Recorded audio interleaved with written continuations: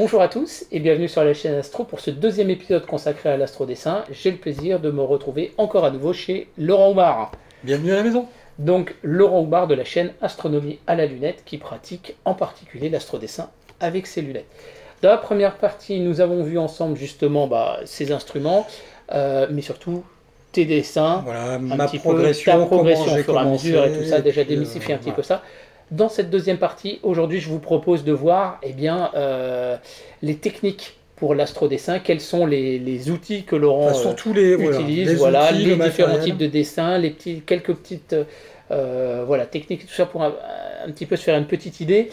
On a décidé finalement de scinder cet épisode en deux, parce que l'épisode aurait été vraiment trop long, et ça vaut tellement le coup qu'il vaut mieux que les épisodes soient un peu plus courts, et comme ça vous les regardez vraiment plus en profondeur, parce que franchement c'est intéressant.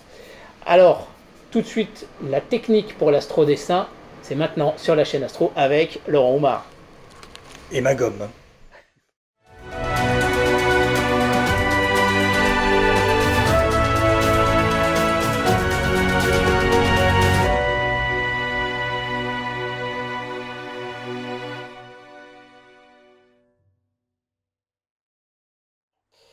Okay. Allez, on va parler maintenant un petit peu. On va parler un petit peu de technique astrodessin pour voir que c'est pas si compliqué que ça. La technique, c'est franchement pas compliqué. Des petites choses là. Ouais, des petites choses. On va commencer par le principal, c'est que pour dessiner, il vous faut une planche à dessiner. Donc ça, c'est une planche en bois, tout simple. Hein. Donc c'est censé être une palette de peinture. Très bien. Voilà, un petit clip, des feuilles. Bon là, on est sur des feuilles noires. Et puis une petite lampe.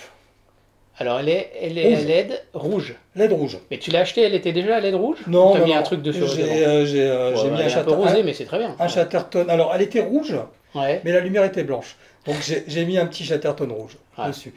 Par contre, c'est très léger. C'est très léger. Donc de temps en temps, je m'aide en plus avec un petit accessoire between pour les cyclistes ou les coureurs.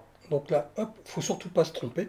Ouais. Voilà, on a ici quelque chose de plus costaud. Ah, et tu as une frontale aussi. Alors, la frontale aussi, mais je l'utilise un peu moins parce que c'est bien quand je prépare le matos. Mais pour l'astrodessin, le problème, c'est que comme c'est ici, et que je suis obligé de faire ça. Ah oui, mais elle ne s'incline pas, celle-là. Voilà, et en plus, quand je veux observer à l'oculaire, ça vient taper, et puis ça vient faire un éclat dans mon oculaire. Ouais, ça c'est pas top. Donc je l'utilise. Il faut que tu prennes celle que j'ai là maintenant, moi, qui est rechargeable et qui s'incline. Tu peux faire rouge, éteindre, rouge, éteindre. T'as pas besoin de repasser par le blanc pour. Voilà. Je l'avais celle-là. Ça, ce qui est bien, c'est que tu le mets dans ta main. Voilà, et ça tient plus. Tu mets dans ta main, c'est fini. Tu l'ouvres, tu fermes, tu ouvres, tu fermes. Tu préfères une planche à la main plutôt qu'un pupitre de musicien? Ouais, parce que je suis toujours en train de bouger. Et une table. Et tu arrives à être précis comme ça. Donc tu la tiens presque comme ça. Alors, généralement, je suis assis, je pose un bout sur la cuisse. Ah oui. Montre-nous le penseur selon Laurent. Comme ça. Voilà. Donc c'est la cuisse qui va me donner l'axe. Donc j'ai pas à bouger le bras, c'est juste la cuisse. D'accord. Et puis le bras, c'est comme une monture azimutale. Hein. Voilà. Et du coup, tu as ton oculaire qui est là. L'oculaire est là, tac tac, et moi je dessine tranquille. Alors parfois j'ai besoin de mettre le dessin en dessous. Pile en dessous de l'oculaire pour pouvoir dessiner. Donc là c'est pareil, hein. Là c'est le bras, l'oculaire. Donc faut être honnête. On a parfois des ratés à cause de ça. Des coups de crayon qui partent un peu trop parce que la planche elle a bougé. Parce que voilà, je le tiens à la main. C'est vrai qu'un pupitre, je pourrais pas mettre ma planche comme je le veux. Oui, parce que tu seras embêté entre les pieds du pupitre et le pied de la monture. Il y a les pieds de la monture. Alors je sais que Julien Taverna, lui, a un pupitre. Il faudrait qu'il nous explique comment lui... tiens Julien, vas-y, explique-nous ton pupitre un petit coup là. Allez, un petit coup. Allez. Oui, qui me dérange en pleine création là, c'est chiant. Ah, salut les gars, c'est vous, ça va? Voilà. Bah, attends, là, il parle, là. Hein? Excuse-moi, Julien, de t'avoir coupé. On t'écoute, hein. Et oui, comme tu peux le voir, j'utilise un pupitre parce qu'en fait, c'est déjà bien parce qu'on peut l'incliner comme on veut pour pouvoir avoir l'angle qu'on veut pour attaquer le dessin. Et puis j'ai fait des petites modifs dessus, donc j'ai percé un trou pour pouvoir y mettre un oculaire pour le poser. Ah ouais. Ah oui, oui. Et aussi, j'ai mis un ancien boîtier de pellicule photo dessus. Et on peut mettre tout notre attirail, nos crayons, nos machins. Bon. Et il est astucieux, hein, il est futé. Hein. On peut aussi fixer ici une lampe pour pouvoir éclairer. Ah ouais. Ah oui, oui. Et puis voilà, tout ce qu'il y a à dire. Hein. On peut le monter, le descendre, suivant où est-ce qu'on observe. Si on est plus bas, ben on est plus bas. Enfin voilà. Bah écoute, c'est pas pour rien que il s'appelle Julien. Hein. Ah ouais. Et tous les Juliens sont astucieux. Bah, il paraît. Hein. Ah bon? Et puis ce dessin, je pense que je vais l'appeler la nébuleuse du smiley. Elle est pas mal. Non, mais c'est pas pour rien, surtout que c'est un de nos copains aussi. Hein. Ouais, c'est vrai. On les choisit bien. Ouais, il est bien. C'est un bon gars. Chat, ouais. C'est un bon gars. Chat de Chobilout. Allez, ciao les gars. Faut aller sur la chaîne, là, hein. Carnet Astro. Hein. Hop, on s'abonne. Les carnets astro de Julien Taverna. On clique sur la cloche. D'ailleurs, lui, il a fait une chaise pour l'observation astro. Elle est vachement bien, sa chaise. Et franchement, je pense que je vais m'en faire une parce que... Ça se vend des chaises comme ça, hein, mais je crois que c'est Géoptique qui fait ça, mais ça coûte cher. Parce que moi, je suis assis sur des chaises comme ça ou des chaises de jardin. Ouais. Et quand j'ai mon porte-oculaire qui est un peu trop haut, je suis c'est pas top. comme ça. Donc, des fois, je suis obligé de me lever. Donc, je suis entre les deux. C'est vrai qu'il est pas grand, Laurent. Hein. Quand tu veux lui montrer les Pléiades sur le 400, tu es obligé de le prendre et tu es obligé de le soulever par le taille.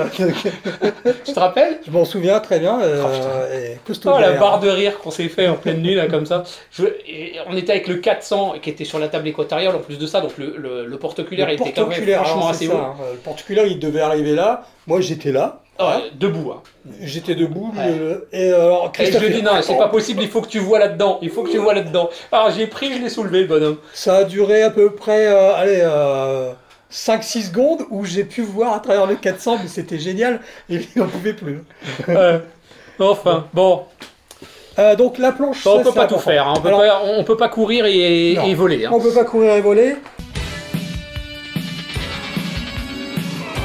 Au niveau de la planche, vous pouvez aussi, si vous souhaitez... tu perds tes trucs là. Ouais, c'est pas grave. Vous pouvez utiliser ça. Hein. Oui, c'est très bien ces genres de petits ça, c'est pas mal, c'est lisse. Oui. Le souci, c'est que c'est pas assez large. C'est pas assez large. Pour commencer, c'est bien. Mais voilà, si vous mettez votre dessin, vous avez un peu moins de place pour mettre la lampe. Tu la mets sur le côté pour pouvoir bien se mettre au milieu. Hein. Je la mets jamais ici parce que d'une part, si je la mets là avec le porte-oculaire, ça va me gêner. Donc généralement, je le mets ici. Je suis droitier, donc je mets le côté gauche.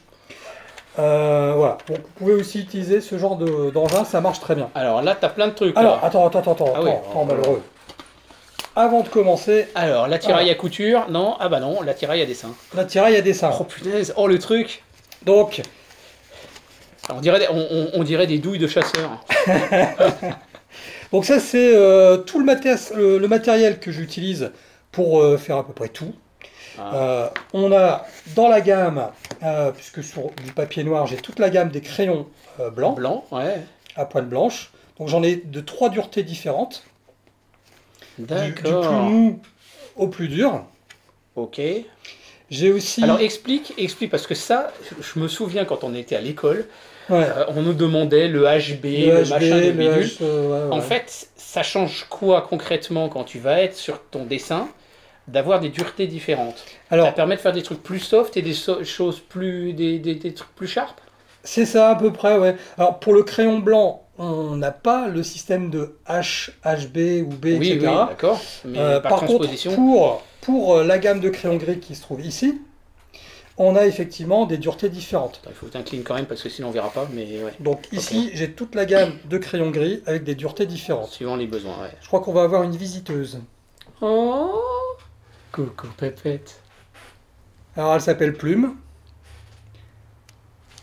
Alors ça c'est la grande celle-là. Ça, voilà, elle a le même âge que Félicie. Hein. Ah d'accord, les deux ont le même âge. Simplement ça c'est le chat de mon fils. D'accord. Parce que lui, maintenant, il vit en appart et voilà. Ok. Il nous l'a laissé. Alors. C'est l'ami des bêtes ici. Pour en revenir. T'as des blattes aussi au fond du garage. Ouais, on a des poules au fond du jardin aussi. Hein. On a des œufs frais tous les jours. On sauf en ce moment, pour la grève. T'as pas des cochons non plus? Non, j'ai pas de cochons, mais le voisin a des chèvres. Ouais. Bouffez-le. Parce que je vous dis que je fais pas les bêtes. Bouffez-le. Donc les duretés, on a les crayons durs qui sont des crayons H. Ouais. Après, ça j'imagine que tu l'expliques dans tes épisodes. Oui. Donc abonnez-vous à la chaîne Astronomie à la lunette. Hein. Très important. Les crayons H, c'est hard, c'est dur. Ouais. Donc ça va du H au 4H. Ouais. Je crois même que je vais avoir du 5H quelque part. Donc plus on monte dans le numéro, plus ça va être dur. D'accord. Très très dur. Donc ça va me permettre de faire des traits super fins et la mine ne va pas s'écraser sur le papier. Ouais. Ok. Elle va rester dure.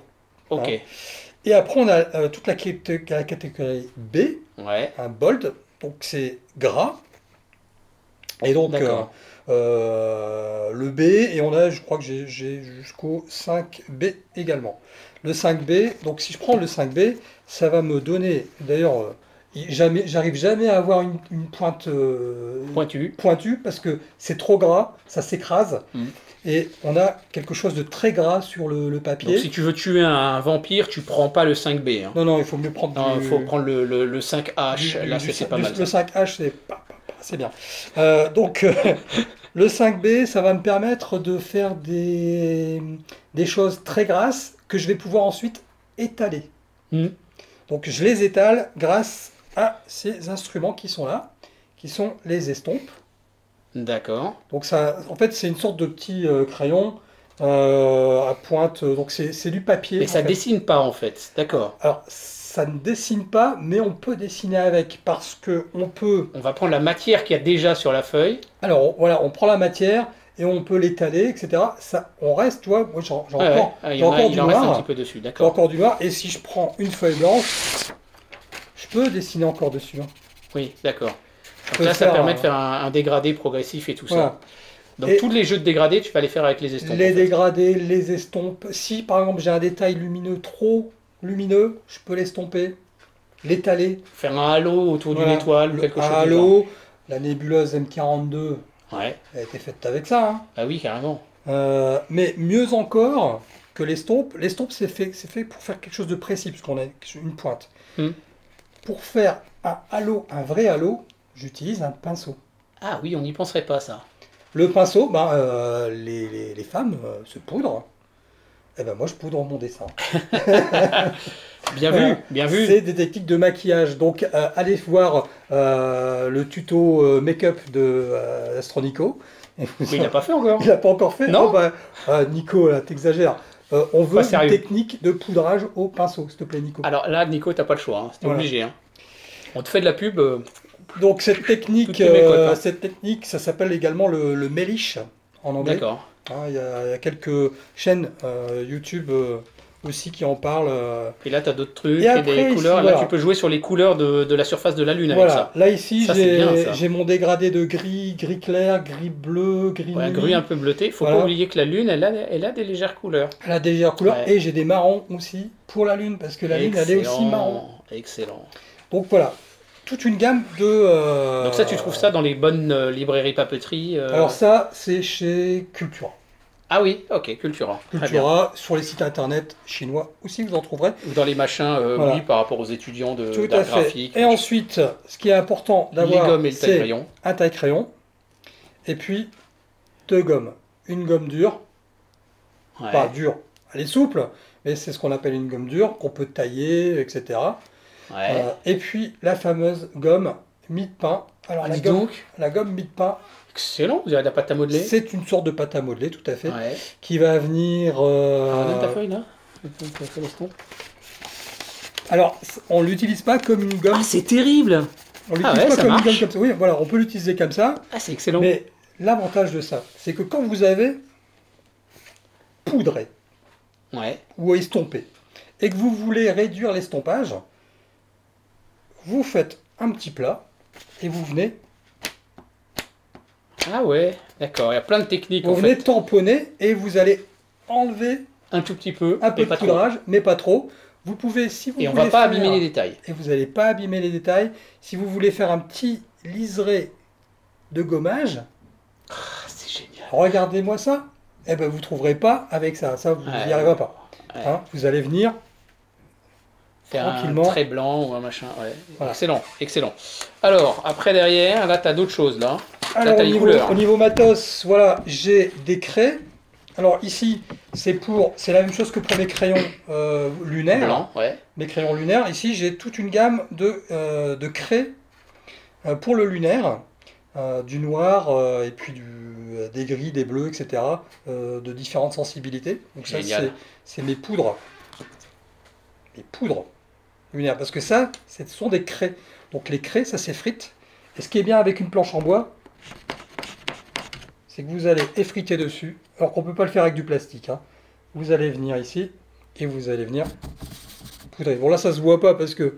il faut le faire sur un fond blanc, fond noir peut-être. Il faut le faire sur un fond noir. Ça marche. Ouais. Et c'est très subtil, mais c'est bien. Ouais. Et excellent. Et avec l'estompe aussi, hein, surtout. Hein. Voilà. Hop. Magnifique. Voilà. Donc, tous les petits secrets de fabrication. Et puis on a le pendant en couleur. Mais bon, ça c'est un petit peu plus compliqué à utiliser. C'est des craies ça aussi? Ce sont des craies aussi. Ouais. Je l'utilise pour le solaire. Ouais. Les oranges. Et puis un petit peu pour les planètes. Pour les planètes notamment. Mais il faudra peut-être que tu achètes d'autres couleurs. Ouais, il faudrait que... Ouais. Pour l'instant, je m'en sers pas trop. Et ça, je me souviens, tu as fait un épisode là-dessus. Ouais, ça c'est ma planche à gommer. Donc la planche à gommer avec différents diamètres de trous, à différentes formes de pointes, avec des triangles, et puis des lignes. Donc ça me permet justement avec la gomme mie-de-pain de venir, hop, regardez. Je vais venir... Gommer la zone qui t'intéresse. Gommer la zone qui m'intéresse et je peux faire un petit cratère. Ah, il est subtil. Ouais, vous me demandez comment je fais les cratères bien ronds? Ah ben, je poudre, je fais une belle tache et après je viens avec ma gomme et hop, paf, et j'ai mon cratère. Franchement, voilà, génial. Que demander de mieux. Et puis pour les planètes, j'ai aussi des gabarits. Ah oui, tu as fait un épisode là-dessus. Alors j'ai fait un épisode là-dessus. Impression 3D. Ce sont des gabarits planétaires que j'avais récupérés sur un vieux, et là tu as l'ovale de Jupiter qui est bien prévu. On a bien l'ovale de Jupiter. Tu as le léger ovale de Saturne également. De Saturne également. Et puis l'autre c'est pour Mars, Vénus, etc. Ouais. Excellent. Excellent. Donc ça c'est quelque chose que j'avais récupéré à la bibliothèque municipale de Douai dans les années 80, à l'époque de mon petit carnet là. Et je les avais reproduits sur un carton. Et ils montraient ces trucs-là déjà à l'époque. Ouais. Excellent. J'avais fait la chose sur un carton. Et donc là, après, bon, depuis que j'ai mon imprimante 3D, je l'ai fait en dur. Excellent. Voilà. Bon, bah, je crois qu'on a vu à peu près les... Autre gabarit. Un couvercle, soit pour le soleil, ou alors... Ah non, pour l'oculaire. Pour faire ma trace d'oculaire. Voilà, comme ça j'ai délimité mon oculaire. Et tu travailles là-dessus. Et ça te fait un repérage. Génial. Voilà pour le matériel en grosso et modo. Donc effectivement, on peut commencer avec une boîte de crayons gris. Avec En fait, c'est comme dans l'astrophoto. Voilà. Si tu fais du lunaire, si tu fais du planétaire, si tu fais du... on va s'équiper au fur et à mesure. Si tu fais du ciel profond, tu n'utilises pas tout à fait le même matériel, machin, etc. Là, c'est pareil. Tu n'utilises pas les mêmes crayons suivant le domaine. Et globalement, on peut tout faire avec les crayons gris. Feuille blanche, crayon gris. On peut faire des amas. Tu fais en inverse vidéo. Voilà, en inverse vidéo. En inverse vidéo. C'est pas inverse vidéo, mais c'est du blanc. Négatif. Voilà, c'est une sorte de négatif. Donc on peut faire les amas ouverts, fermés, on peut faire les nébuleuses, on peut faire du lunaire, etc., du solaire. Et après on va venir jouer avec un scanner, on va venir scanner la feuille, on va inverser en vidéo, comme tu dis, pour avoir récupéré un fond noir et des traces blanches. Bon, bah ça donne une assez bonne idée petit peu de tout ça. Laurent, merci beaucoup pour ta présentation. Attends, j'ai pas fini. Ah non, t'as pas fini. Ah oui, il y a des ressources de les bibliothèques. Alors, j'ai des ressources. Alors déjà, au niveau des feuilles, vous avez des carnets, comme ceci, pour pouvoir faire du dessin sans utiliser la planchette. Ah oui, c'est pas mal ça. Donc là, on est sur quelque chose de rigide. Et même chose, c'est des trucs que tu trouves en... Et la même chose pour les trucs d'art graphique et tout. Pour du noir. Donc ça, c'est des choses qu'on peut trouver aussi. Hein, donc ça, c'est important. Et ceux-là, et c'est ça qui est important, ceux-là, je les ai trouvés chez Action pour quelques euros. Ah, dis donc. Okay. Le problème, c'est que c'est du papier recyclé, jaune. Mais bon, un peu jaune. On s'en fiche un peu. Voilà. Mais c'est pas mal. C'est du beau papier. C'est du beau papier. Ressources également. La ressource, c'est les monstres. Le poids de mots, le choc des photos. Ce sont ces deux bouquins. Ce sont à ma connaissance, les deux seuls bouquins en français. Après, il y a de la littérature en anglais. Ouais. Alors ça, c'est tout un collectif d'astrodessinateurs. Hein. On a le. Il y a Serge Vieillard et tout ça. On en connaît. Fred on Bourreau, a leur on nom. le connaît. On a leur nom ici. Qui nous ont fait une compilation, mais alors fantastique. Sur tout ça, c'est des gars qu'en fait on trouve sur les forums AstroSurf notamment. Voilà. Dans cette même édition, vous avez la photo lunaire, vous avez la photo planétaire, vous avez la photo et l'observation solaire. C'est des bibles ces bouquins-là. C'est des bibles. Ça coûte quand même un petit peu cher, mais alors c'est tellement. Enfin, là on n'est pas sur des bouquins de pure vulgarisation. Ça s'adapte à tous les niveaux. Mais par contre, on est sur des bouquins qui vont vraiment vous donner les secrets techniques des meilleurs. Le jour où je dessinerai de Jupiter comme celle-là. Oh bah, tu viens à Saint-Véran et puis je te fous l'œil à l'oculaire. Hein, mais, bon, après, il faut l'instrument, etc. Regardez les photos de Saturne. Je connais pas beaucoup d'amateurs. C'est pas des photos, hein. Non, les dessins. C'est des dessins. Et je connais pas beaucoup d'amateurs qui ont photographié Saturne avec autant de détails, hein, particulièrement sur la surface. Je sais pas comment ils ont fait la photo. Je sais, franchement, c'est affolant. Tout est expliqué. Hein. On explique la méthode, ce qu'ils ont utilisé comme opposition de 2011. Déjà, il faut avoir une bonne opposition, je pense. Magnifique. Voilà. Non, y a vraiment des Donc on a un bouquin spécialement pour le matériel et la technique. Ouais. Et on a un autre bouquin plus 2. sur les cibles, les différentes cibles qu'on peut faire. Excellent. Excellent. C'est grâce à ça que j'ai pu faire mes beaux dessins de la comète NeoWise. Oui, tu as toutes les astuces. Toutes les astuces sont dessus. Hein. Voilà. Après, autre astuce, et ça t'en avais parlé sur tes vidéos, c'est vous trouvez des cibles adaptées à votre instrument et à votre niveau d'astrodessin. Oui. Donc, moi je vous conseille l'Astroclub de la Girafe. L'Astroclub de la Girafe avec leur atlas gratuit. Il y a vraiment plein de trucs là-dedans. Hein. Il y a plein de choses. Il est très très bien fait. Il est très bien fait cet atlas. Vous le téléchargez, il donne les repérages pour les Telrad, là, etc. Voilà. C'est excellent. Donc il y a tous les objets de Messier, enfin une bonne partie. Donc parfait. ça, c'est une bonne source d'inspiration pour trouver des bonnes cibles. Et puis deuxième chose aussi, c'est mignon, que je voulais vous présenter, je ne sais pas si vous les connaissez, ce sont les cartes du domaine de l'étoile, donc domaine-de-l'étoile.fr, avec à chaque fois une mini-carte d'un objet de Messier, avec derrière son calendrier de visibilité, selon les mois. Vache, c'est génial ce qu'ils ont fait. C'est super génial. Et ça a été prévu pour être utilisé en lumière rouge. Donc quand vous êtes dans le noir et que vous mettez la lumière rouge, c'est très très visible. Très astucieux. Donc on a tous les objets de Messier dans ce jeu de cartes. Donc vous l'avez dans la poche. Une petite carte suffisante pour aller les retrouver. Tu as toutes les constellations aussi. Si tu n'as pas de Messier par exemple dans le... si la petite ours, le dragon, il y en a un. Alors, tu as une carte, les premières cartes, tu as si ma mémoire est bonne, voilà, ici. La première. Vous avez un petit tableau de synthèse. Un petit tableau de synthèse, voilà. Où les observer, quand les observer. C'est génial leur truc. Donc, franchement, ça coûte rien. C'est fait main. C'est fait main, c'est plastifié main, c'est découpé main. Fait, hein. Voilà. Franchement, c'est canon. Donc voilà mes instruments pour faire de l'observation et puis faire de l'astrodessin. Tous les secrets du maître. Du maître 63. Enfin, le maître. Voilà. Ça, l'astrodessin, ça apprend la sagesse, là, comme lui. Là. Je vous invite. Il y a un petit air de ressemblance, moi, je trouve. Ouais, je vous invite à aller faire un tour aussi sur. Mais il ne court pas aussi vite. Hein, Ah lui là, lui c'est un bourrin, lui il court pas, lui. Il reste comme ça et il croit qu'il va avancer. Franchement. Et il vole peut-être. Ouais, il vole.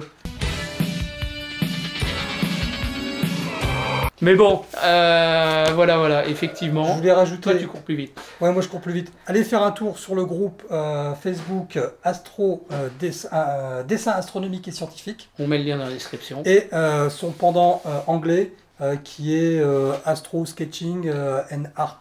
Après, vous avez le groupe Astronomie à la lunette. Vous avez le Discord de la communauté astro aussi.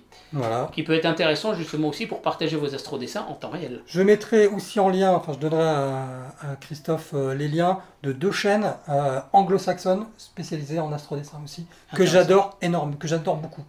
Ils n'ont pas beaucoup d'abonnés et il faut y aller. Bon, alors effectivement, hyper important avant de terminer cet épisode, abonnez-vous à la chaîne de Laurent.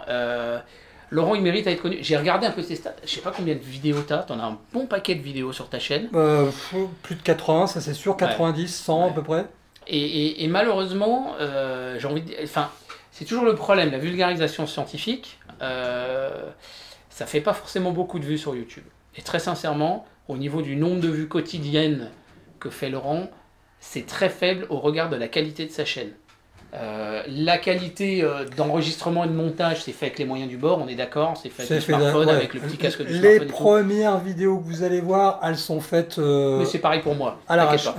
Mais par contre, le fond, vous voyez, en 85, il y en a quand même pas mal d'entre nous qui étaient déjà au berceau. Bon, moi, je commençais tout juste l'astro, parce que j'ai cherché la comète de Halley en 86. Ah ouais. Mais... elle est dans le carnet, voilà, la comète. Hein. Ça fait quand même un paquet d'années qu'il pratique l'astronomie, il a vraiment un œil bionique. Faites ton œil bionique, là, la Steve Austin. Là. Donc, il mérite à être connu. Il mérite à être connu par ses compétences d'astronome amateur. Il mérite à être connu aussi humainement parce que c'est un vrai ch'timi avec le cœur sur la main et une très grande gentillesse. Donc allez vous abonner à sa chaîne, je veux vraiment une avalanche d'abonnements, de pouces en l'air et de voir ces épisodes parce que vraiment ça vaut le coup. Et ça peut, voilà, c'est un très bon exercice d'apprentissage et il y a plein de découvertes à faire sur sa chaîne. Et puis Laurent, je te donne surtout rendez-vous aussi sur les prochains lives solaires. Les prochains lives lunaires. Lunaire. Ouais, mais solaire aussi tu peux venir. Oh, le solaire, je suis un petit peu moins... Mon petit loulou. Donc les prochains lives lunaires, notamment, alors on se donne rendez-vous plutôt janvier, février, mars. Vous verrez, la lune sera vraiment au plus haut et là ça va devenir on aura très une belle lune à cette période-là parce qu'elle sera très haute. Très intéressant. Voilà. Mais en tout cas, merci pour. Je t'en prie, c'était un plaisir de partager et puis d'être avec vous pendant ces quelques minutes. Bon, ça a duré, je pense qu'on est à peu près à 45 minutes d'épisode. Ouais. On vous laisse avec un petit diaporama sympathique des plus beaux dessins de Laurent. Et on vous dit à très bientôt sur la chaîne Astro et sur la chaîne Astronomie à la lunette. Ouais.